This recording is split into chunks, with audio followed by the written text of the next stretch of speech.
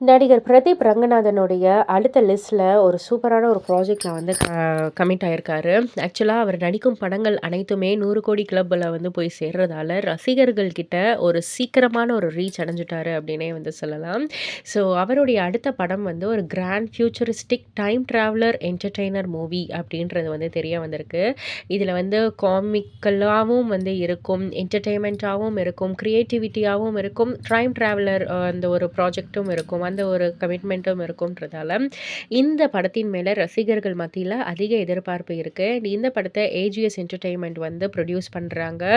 ஒரு ஃபிக்ஸட் பட்ஜெட்டுன்னு இல்லாம பிரதீப்ப நம்பி நீங்க வந்து பண்ணுங்க அப்படின்ற மாதிரி வந்து சொல்லிட்டாங்க.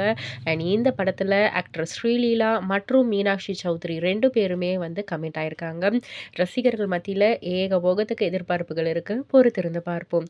இத பத்தி நீங்க என்ன நினைக்கிறீங்க? உங்களுடைய கருத்து என்ன? அப்படின்றத கீழ உள்ள கமெண்ட் பாக்ஸ்ல குறிப்பிட்டு சொல்லுங்க. மறக்காம சேனல சப்ஸ்கிரைப் பண்ணி பக்கத்துல உள்ள பெல் ஐகான கிளிக் பண்ணிடுங்க.